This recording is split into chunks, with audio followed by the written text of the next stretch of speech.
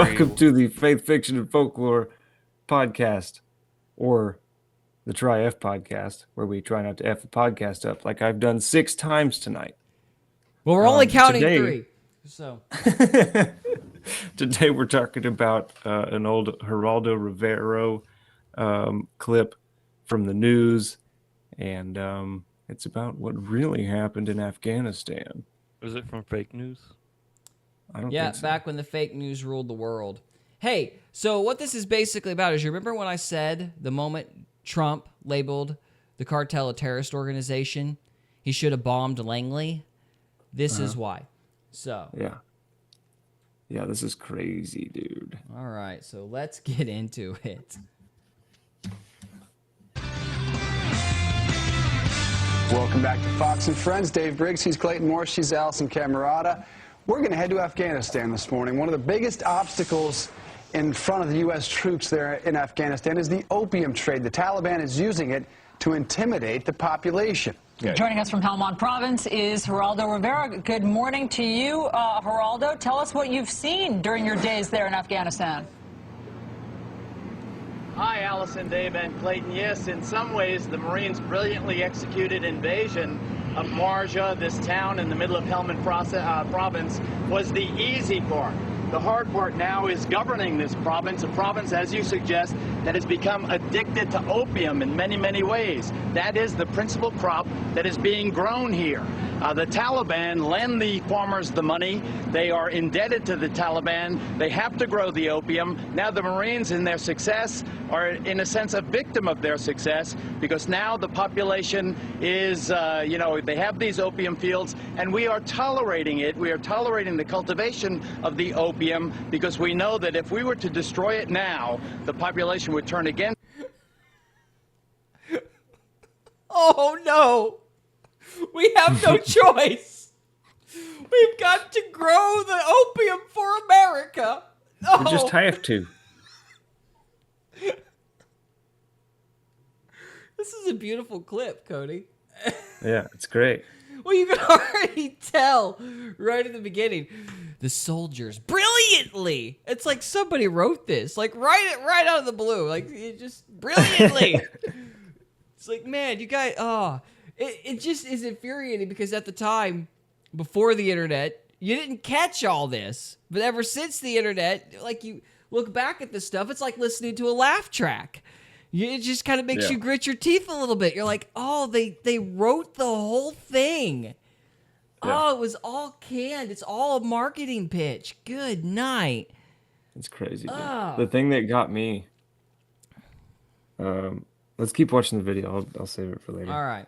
Okay, but we're tolerating the opium for the good of America. Yeah. All right. The Marines, and it would be a real security risk. Let me introduce Lieutenant Colonel Brian Christmas. He's the commanding officer of the 3rd Battalion, 6th Marines. Really a wonderful group of Marines here. I know that you care deeply about this contradiction, the fact that here you have one of the best fighting forces in the world ever mounted, and in a sense you're watching as this opium is being grown. I know it grinds at your gut. How do you deal with it? What are you doing about it? Well, frankly, this is a part of their culture. So while it might grind in my gut, it's what they do. We provide them. But bear in mind, I'm sorry, I want to point this out. Bear in mind, USAID provided millions, if not billions of dollars for a tranny play. However, they couldn't possibly provide enough funding to replace these people's opium crops. No, of course not. They couldn't burn the field and just give these people money. That wouldn't teach self-reliance. So, we have to, keep the opium so that they can maintain their work ethic or something. Yeah. So, well, it's their culture. It's the culture. Yeah, it's their culture. It's the culture. Well, I think they were more along the lines of saying that it's not just their culture, it's their whole economy, basically. They're making all their living over there off of these fields. Yeah. So if you just burn it down, you're basically burning down their entire economy all at once. And so you have to But not like they've ever only- cared about that before. Yeah, Yeah. like they've ever cared. They've already destroyed all the infrastructure during the Russian and Mahajad. Mujahideen. I can't believe I'm forgetting that. Somalia? The pre-Taliban group, the Mujahideen or something like that. Oh, yeah, Oh, they don't I give a feel shit. like an idiot for mispronouncing that. But anyway, doesn't matter. We've already destroyed their infrastructure once already. No, what I was saying, though, with the whole tranny play thing is these people who are writing plays for transgender people 40 years later, 20 years later, couldn't be bothered to just burn the plants and give these people money, compensate for the opium. Because if you destroyed that, the Taliban doesn't have the ability to continue funding its campaign. So who are they selling the opium to? To the Taliban. And what is the Taliban doing with that opium? Buying weapons. In other words, this is why that war lasted 20 years, because the whole stupid thing was an embezzlement racket, because they would sit there, fight the Taliban, then let the farmers grow the opium that would continue to fund and support the Taliban. Yeah. It would have been cheaper to burn the field down and just give them money. That way you could starve the Taliban out. But they didn't want to do that. Why? Because Well, I don't really feel like it's that. I mean, I feel like it's all just it's a big economy. They did it in Vietnam. But this was They how did the it. politicians were getting their money. It's an embezzlement racket. You keep the war going for 20 years, and then you siphon off some of that money for aid, and you give it back to the politicians. So these guys Yeah, would make sure. billions of dollars. They would just make a killing, keeping this war drawn out. And the evidence of that is the fact that they wouldn't starve out the Taliban, because that's what you do during war. War is a game of resources. And so why in the world would you let these people continue to grow the cash crop that's funding your opposition, Because culture that's or the not? only opium. That was the only place to get opium in the world. So? So the pharmaceutical companies were getting it from the same place Well, that if that's the case, the cartels were. if that's the like- case, then they still could have packed up the opium and sent it to the United States. I will be right back. No, They it had to didn't- grow in that specific spot. No, they didn't It's have to it's grow like that it's what they've always done. It was the only place in the world. I That's don't know not why. the There might only be place. something That's behind not the that. only place in the world where opium grows. It's not. Back then, that was where 99% of the market came from. Is Yes. that one spot? Yes, but listen to what the argument that they said. They said this is their culture, meaning that they sell that stuff to the Taliban, and that's how their economy works. So we're going to continue letting them do it. That crop was not going to the pharmaceutical companies. It was going back to the Taliban. Well, parts of it, yeah. I would say the vast majority of it. I don't know. I feel like it's the pharmaceutical companies that are pushing the wars. They Like- might be. Well, I don't know if it's the pharmaceutical companies. Like they're profiting. I think it's basically the But we EU, also- NATO, the British Yeah. bankers, Rothschilds, We also install a central Rockefellers, bank every senators, country we politicians. invade. Well, there you go. That's like a central bank. Yeah, so it's basically that same group out of Europe that's been propagating this it's stuff setting for 40 up- years. I guess you could say it's setting up infrastructure for drug trade Yeah, in the country. Yeah, the CIA became drug runners. They basically conquered these fields and started shipping the drugs in time. But in this video, they're selling it back to the freaking Al Qaeda. Right. You know? So Yeah. it's I mean, they're like- doing both things. Yeah. For sure. So it's just disgusting because but it's their culture. You have to. It's a It's a dumbass contradiction. excuse, isn't it? And I would have fallen for it 20 years ago. Yeah. I wouldn't have seen through this. I was all for this 20 years ago. Yeah. Well, you didn't know how bad the opium epidemic was going to be. Yeah, well, I thought we were the good guys. And, you make excuses for people when you think you're the good guy. We are the good guys. And so I would have Yeah, seen okay. this at the time. I would have seen this and thought nothing about it. Yep. And embarrassingly. Security, we're providing them resources, and we're providing them alternatives. And the alternatives are different crops to grow. They're getting the seed and the fertilizer to do it. They can rotate any of their crops. But that never happened. They kept growing the opium throughout the entire duration of the war. They're still growing. Not a corn stalk was seen. Not not a corn stalk was seen. There you go. That they want. If they want to get rid of their wheat and grow cotton for the winter, they can do that, and we're going to help them do it. So the same thing goes for the poppy. So you think that, we were at the market, and everywhere we go, they're selling these little devices. Take a shot of this, Greg. They're hand-carved. These are the little devices they use to scrape the opium sap off the plant. And I watched as you bought every one that was for sale because you care so deeply. Why did you do that? I want them off the street. The idea is that we don't want to harvest the poppy. We want to, hopefully turn the poppy over and put some wheat, cotton, watermelon, cucumber. It's all great stuff they grow out here. We just want to see that come to fruition and the poppy just to go away. How do you separate the good guys from the bad guys? I watched that. Did you notice that poor soldier was spending his own money to do that because he's caught up in this thing? Probably. So, but it's like, they use him to kind of be like the poster child, like all the soldiers think this way. Don't know that.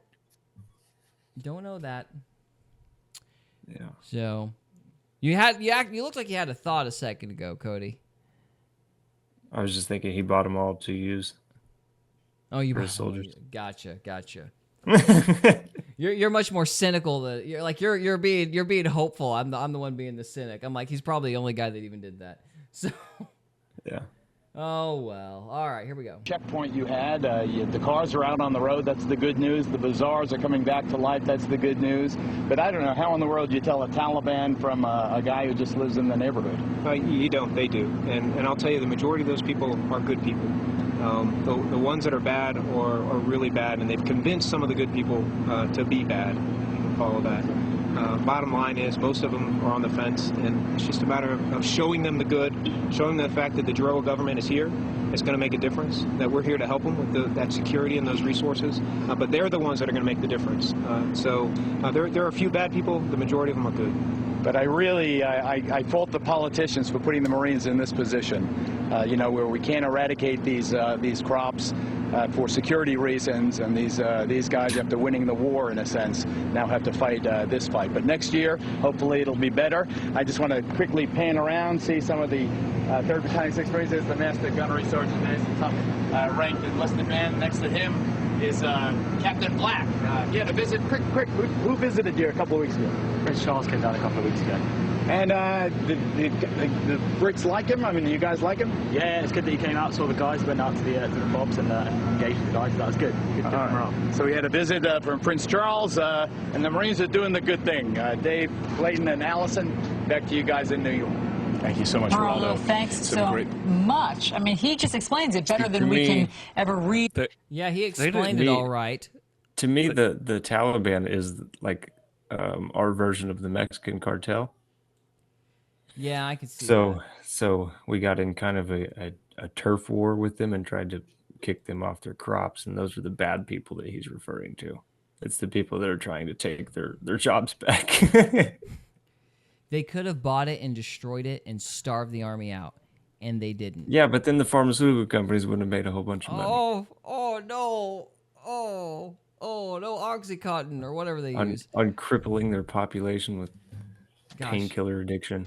Yeah, it's been so long since I've done the addictions counseling stuff. I can't remember if Oxycontin's a downer or an opiate or not. It's an opiate. Yeah. So they would have used that or some derivative of that then. Oxycodone. Yeah, oxycodone, Oxycontin, Lortabs, all that shit is opiates. And if it starts with oxy, it's an opium. Yeah. Well, that was horrible and depressing. Yeah, thank you. Yeah. So. Dang you, Geraldo. Well, it would be fascinating to go back and look at some of these clips 20 years later, and just see what was being said, and what Yeah, it's just hindsight's 20/20, eh? It makes sense. How did it take 20 years to beat those guys? We were funding them and keeping the war going, so we could siphon off money and drugs to different things. Yeah, I mean, it's just awful. It's horrible. I always think about that movie Lord of War with your cousin there. Your I am brother, not your related to Nicolas doppelganger. Cage. It's very flattering because he is a very attractive man. But but I am not related to Nicolas Cage. Yeah. Sounds like you are, buddy. You know, I have Oh, been compared to Steve Carell, Like Nicolas Kindred Cage. souls. Oh yeah, Steve Carell's a heavy hitter for you. For sure. I've heard that more than once. So never and never any of the A-list guys that were on the magazines, you know, just the character actors, let's say. Although, Yeah, hi, Quilla. that's all right. Oh, you got a cat. So, He you keeps look like trying to Matthew climb. McConaughey in Dazed and Confused. So that should make you Oh. feel good. Thanks. You feel like you should be going, all right, all right, all right. So, All right. you'd be a lot cooler if you did. So, Yeah. and I don't know who Trevor looks like. Your mom. You're like that wise, you look like that wise sage, like Gandalf before he found himself. Ouch. Can't. Proto, no. I was thinking worm tongue. Worm tongue.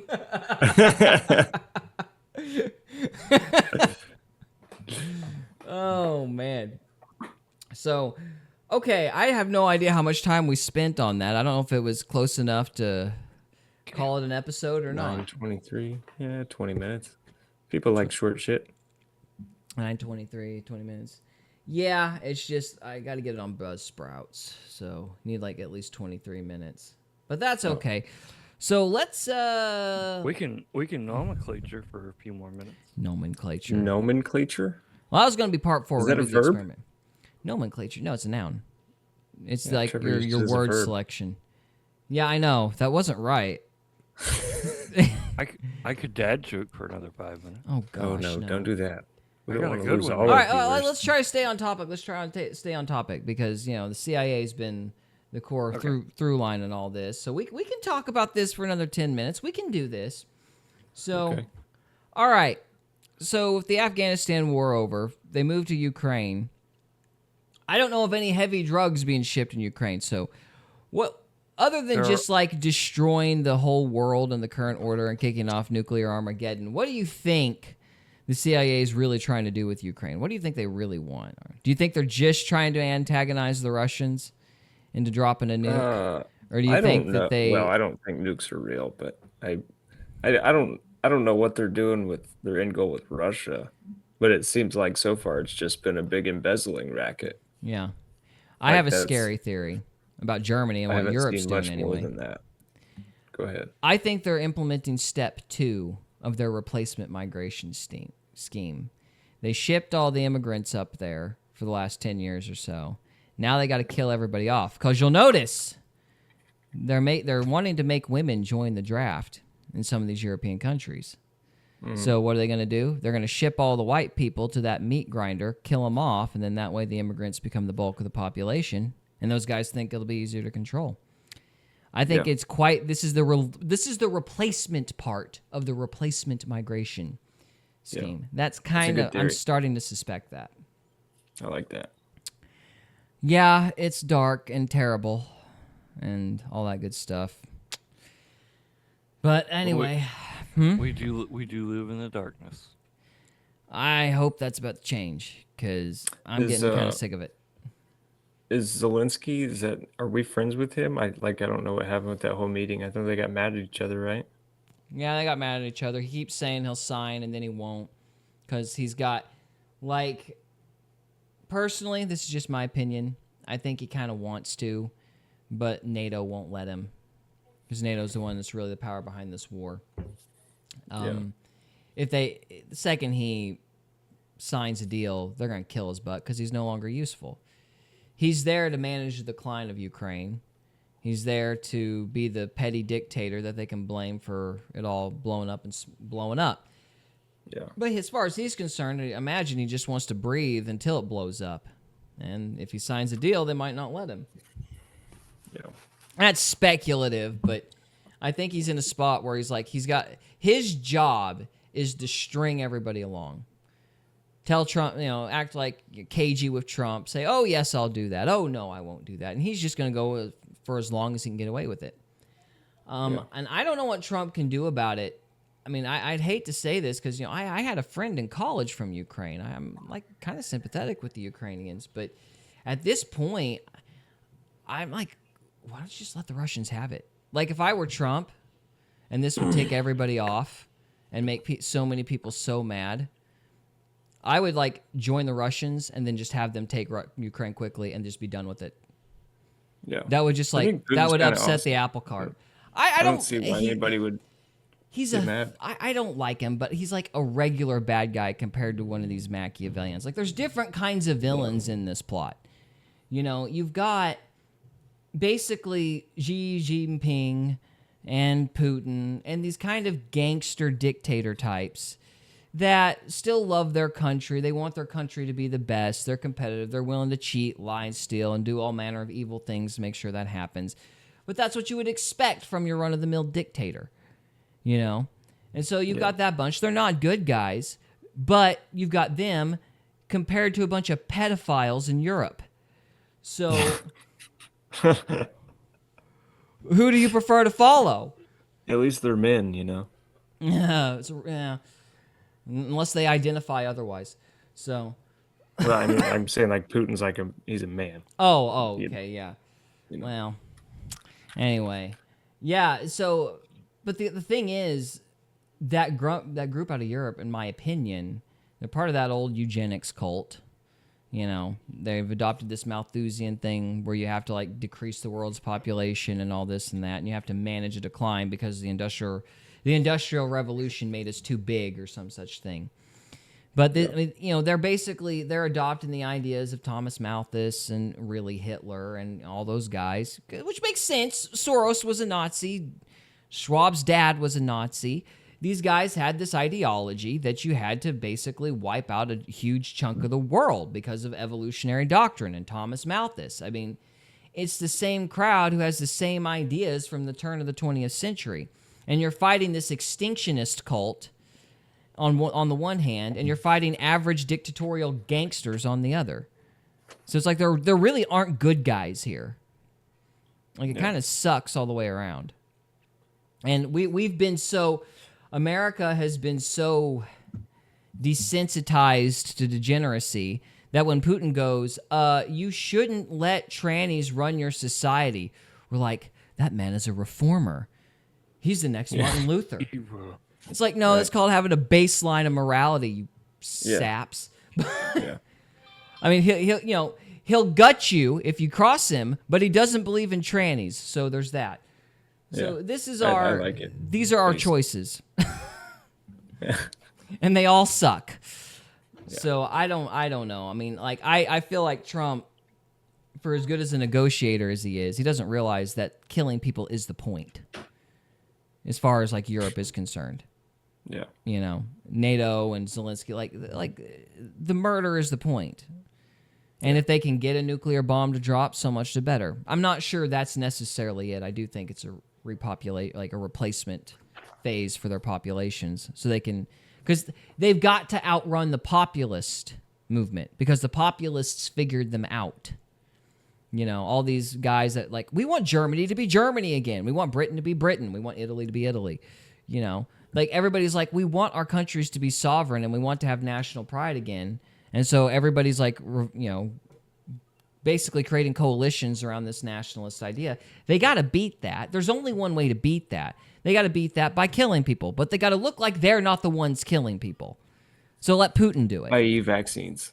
Vaccines was one tactic, and now we're moving on to Russia as another tactic. But they're just going to kill as many people as they can. Yeah. That's what it is.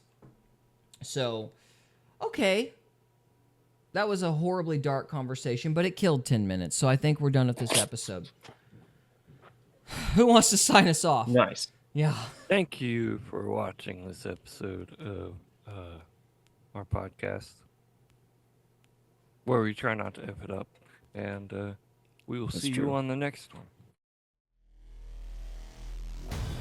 We hope you enjoyed this episode of Faith, Fiction, and Folklore. If you did, we would love it if you would subscribe to us on YouTube or follow us on Rumble. We can also be found on X, Instagram, and Facebook. And we are available on Spotify, Apple Podcasts, Amazon Music, and iHeartRadio. Thank you again very much for listening, and we'll see you next time.